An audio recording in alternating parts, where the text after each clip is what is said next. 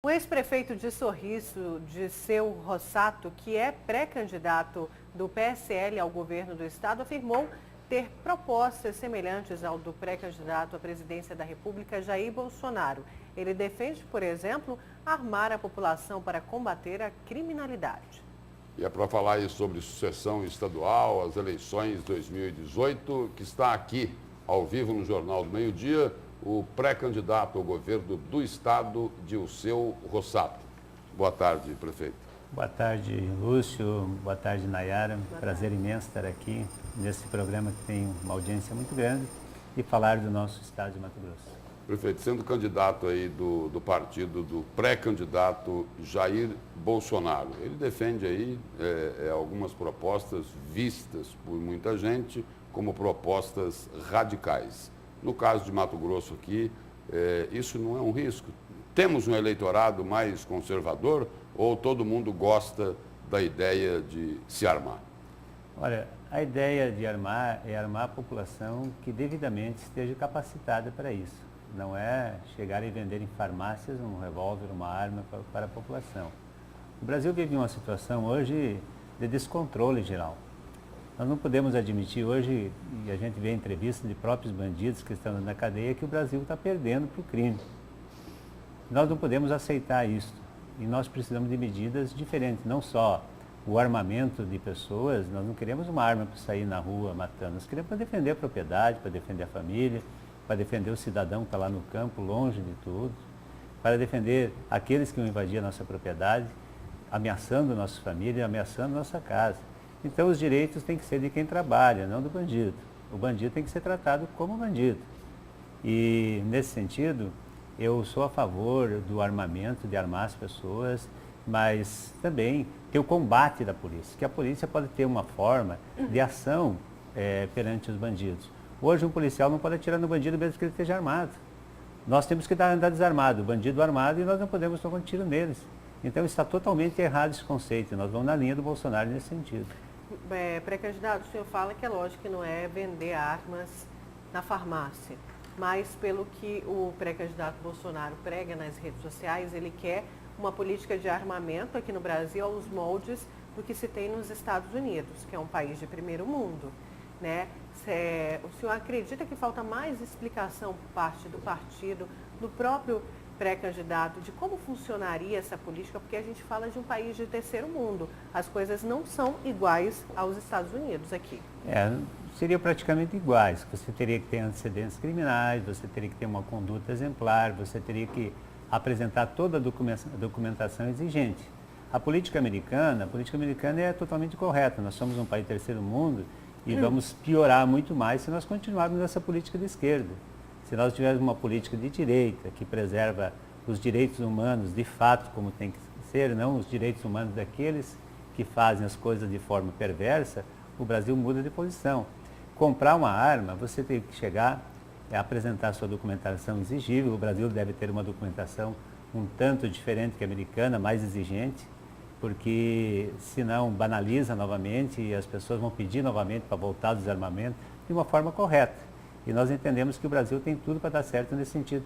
O armamento tem que ser encarado não como uma forma das pessoas sair por aí matando. É claro que se você matar um bandido, se você atirar no bandido em legítima defesa, você não pode nem ser processado. Tem que mudar a lei brasileira. Se você atirar num bandido hoje, você vai preso. É um absurdo o que acontece com a legislação brasileira. Permite até que a gente tenha uma arma em casa, mas para você conseguir ter uma arma em casa, você precisa, não é uma coisa para qualquer cidadão. Eu mesmo tinha 3 armas registradas.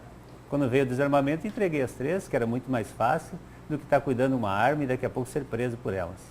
Hoje nós temos aqui, se fala em 3 nomes aí como candidatos ao governo do estado. Se falava, né? A lista está aumentando. Mauro Mendes, ex-prefeito de Cuiabá, lá pelo Democratas, o Wellington Fagundes, o senador Wellington Fagundes pelo PR, e o governador Pedro Taques, que seria candidato à reeleição. O senhor se colocou aí também como pré-candidato. O que é que o senhor tem de diferente desses outros pré-candidatos? O que é que o senhor pode dizer para Mato Grosso? Nós somos o novo nesse sentido. O que nós viemos apresentar aqui é um retrato do que nós fizemos no município de Sorriso. Aí algumas pessoas perguntam, mas o Sorriso é um município rico. Não, na verdade é um município rico, mas a arrecadação do município per capita, ela está entre as menores do estado. De 141 municípios, nós temos 80 em arrecadação per capita. Porém, nós temos mostrado lá no interior, em várias cidades, não é só Sorriso, é Lucas, é Itapurá, que nós podemos levar a gestão empresarial para dentro da gestão pública. A gestão empresarial que nós conhecemos, onde nós começamos, que nem a minha pessoa começou como catador de raiz, me tornei agricultor, empresário, nós sabemos como é a economia de um catador de raiz, de um agricultor, de um empresário. E da mesma forma é a economia do Estado. Você precisa se tornar o Estado um arrecadador de impostos, porém o Estado tem que gastar menos do que aquilo que arrecada. E o Estado de Mato Grosso hoje está precisando não de um político, está precisando de um gestor. Um novo modelo de gestão, o qual nós estamos preparados, já fizemos no município e queremos fazer aqui no Estado. O senhor é um grande produtor, é um dos políticos aí mais ricos do Estado. O senhor vai se colocar como um candidato do agronegócio? Olha, não sei se eu sou mais rico, mais pobre, pelo menos o que eu tenho está declarado no meu nome. Muitas pessoas não declaram aquilo que têm. E eu declarei tudo aquilo que nós conseguimos no Mato Grosso, foi aqui, graças a esse estado maravilhoso. Muitos políticos escondem o patrimônio, é isso que o senhor colocou? Alguns políticos a gente vê, escondem até na mala. O patrimônio, na mala, né? Até na mala. Alguns na cueca? Escondem em todos os lugares. E nós temos o nosso declarado, nós temos o nosso, por isso talvez o nosso seja um dos maiores. Mas eu entendo que tem muito, eu sou pequeno comparado com alguns, né? Muito pequeno ainda para me considerar entre os maiores, mas tenho trabalhado muito para... nunca soneguei impostos, a minha empresa tem todas as minhas empresas estão em dia, nunca pediu nada que não seja aquilo que é de direito ao governo, ao município, e trabalhamos de uma forma assim que eu acho que todos têm que trabalhar. Então, ser honesto no Brasil hoje parece que é um diferencial. Ser honesto teria que ser de toda pessoa, todo cidadão deveria ser honesto. Mas como o Lúcio perguntou, o senhor vai defender a bandeira do agronegócio, tentar agregar os produtores rurais, o agronegócio para a sua campanha? Olha, o agronegócio nessa campanha, o agronegócio sempre teve de uma bandeira só. Essa vez nós queremos trazer o máximo que nós pudermos do agronegócio para dentro da nossa filosofia de trabalho.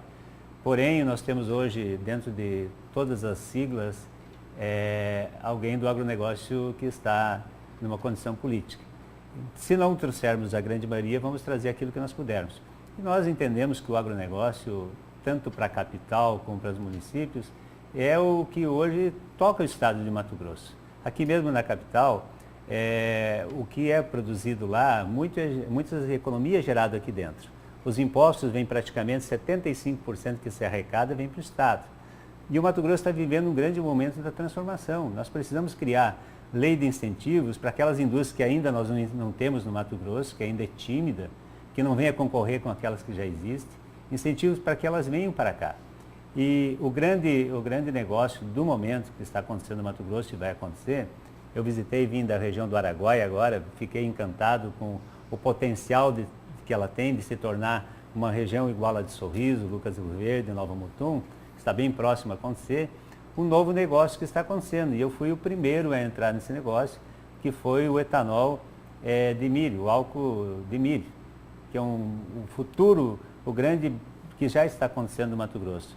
Em Lucas do Rio Verde já está a primeira usina grande instalada, de 500 mil litros dia, vai para 1 milhão, vai dobrar a capacidade. Em Sorriso tem um projeto de 1 milhão e 800 mil litros dia e tem 17 núcleos como esse que serão implantados nesses próximos anos, nas regiões onde o preço do milho é inferior. O que o Mato Grosso tem ainda a agregar através do agronegócio, dá para nós fazermos com que a economia do Mato Grosso mais que triplique.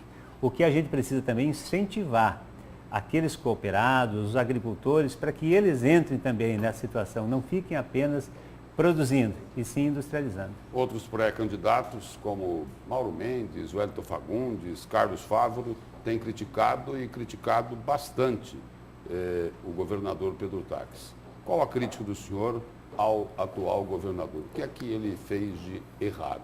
Olha, o senhor não apoia? Eu foi o primeiro a defender a bandeira do Pedro Táxi. Primeiro, pelo trabalho dele realizado como procurador da República. Posteriormente, pelo trabalho realizado como senador. Acompanhei ele mesmo sendo em posições partidárias contrárias. O partido que eu estava era contrário a dele. Mesmo assim, eu dei apoio ao Pedro Táxi, acreditando que ele poderia ser um grande governador. Mas o Pedro Táxi não conseguiu fazer do estado de Mato Grosso o que nós esperávamos. Ficou devendo para a sociedade. Pegou com uma arrecadação de 16 bilhões, hoje está em 25 e não está conseguindo pagar as contas. Alguma coisa de errado está acontecendo com o governo do estado. Onde você tem uma arrecadação ainda que cresce acima dos países asiáticos, não tem nenhum estado brasileiro que cresceu a arrecadação. Ele não sabe administrar, é isso que o senhor está falando? Eu digo que a característica do Pedro Táxi é de um legislador. Ele não tem a característica própria, por natureza, de ser um executor. Hoje, ordenar despesas é aquele que consegue fazer com que a receita que você arrecada tem que ser maior que aquilo que você tem o gasto. Senão você não está sendo um grande gerente, gerenciar um município. E o senhor tem essa característica? Eu falo porque é o seguinte, o governador é muito criticado por olhar muito para o passado, por criticar demais a gestão passada e esquecer dessa gestão. O senhor tem essas características que o senhor acabou de citar e qual que vai ser sua atenção? Porque hoje a gente vive uma crise tanto na economia do Estado quanto na saúde, que a saúde é o que mais preocupa a população em geral. Olha, o problema que um governo fica não é problema do que entra. Você tem que pegar o que acontece. Se tiver alguma coisa de errado, o mínimo você tem que entregar para os órgãos competentes. Daí para frente não é mais responsabilidade do governo. O governo não pode fazer o papel de procurador, não pode fazer o papel de juiz, não pode fazer o papel de promotor. Cada um faz a sua função. E nós vamos fazer a nossa função, que é ser gestor, vamos cuidar da gestão do Estado. Aquilo que ficou para trás não é a responsabilidade nossa. Nós vamos cuidar daquilo que está para frente, sem perseguição a ninguém, atendendo todos da mesma forma e principalmente cuidando da saúde. A saúde não tem tanta dificuldade de você criar um programa específico. Estava falando hoje no programa da rádio, aqui mesmo na Gazeta. Na Vila Real. Eu fiz no meu município.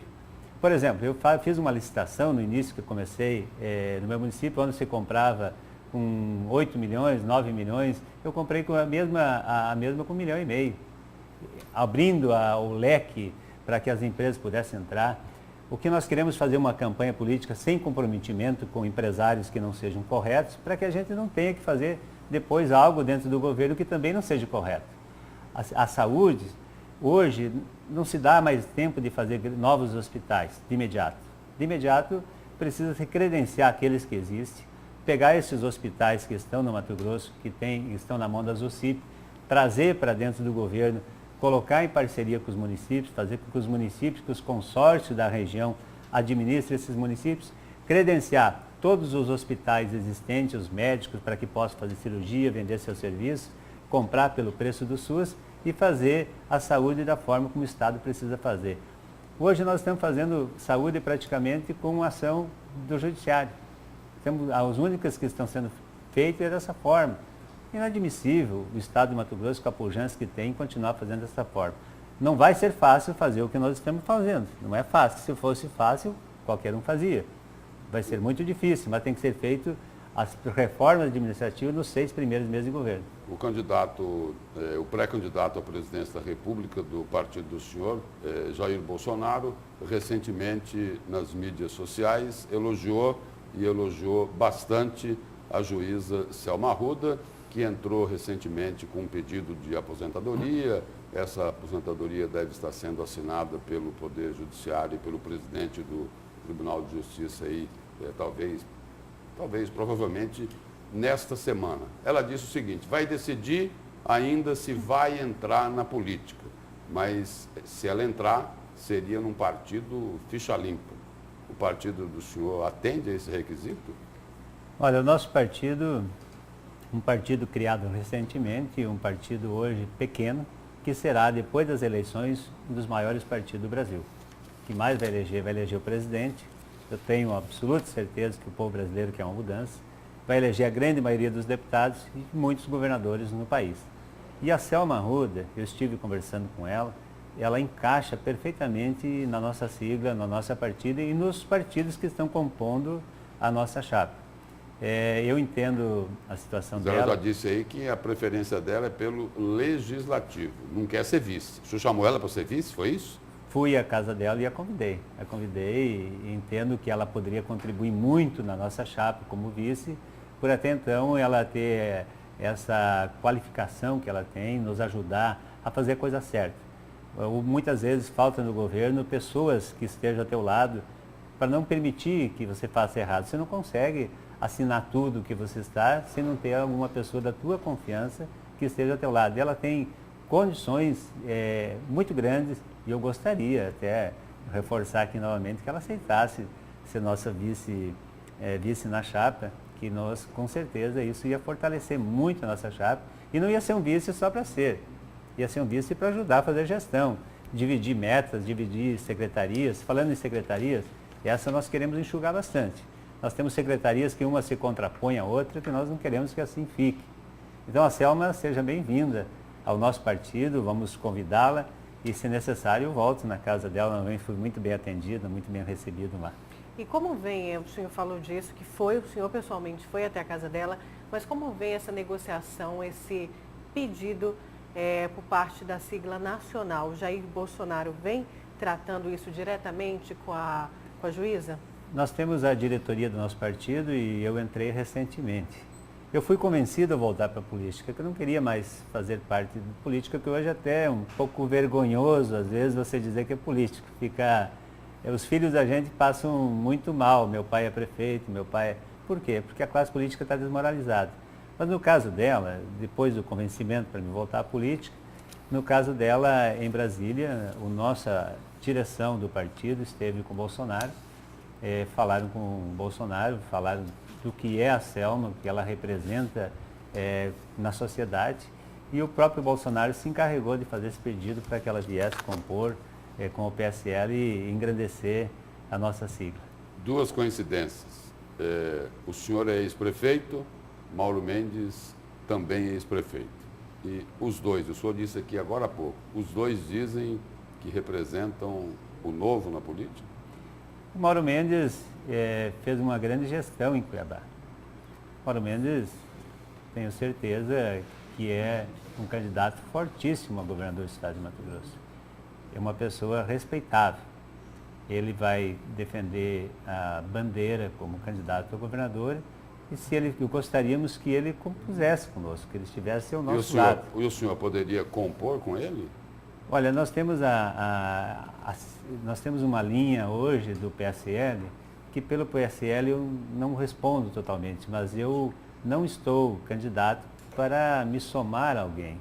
Eu estou candidato para ir até o final da minha candidatura como candidato a governador do estado de Mato Grosso. Não vir aqui para sair como vice de alguém, para ser suplente de alguém, para vender minha candidatura, eu não faço esse tipo de negócio. A pré-candidatura do senhor não é para negociar? A minha pré-candidatura é para negociar... Uma composição em outro grupo?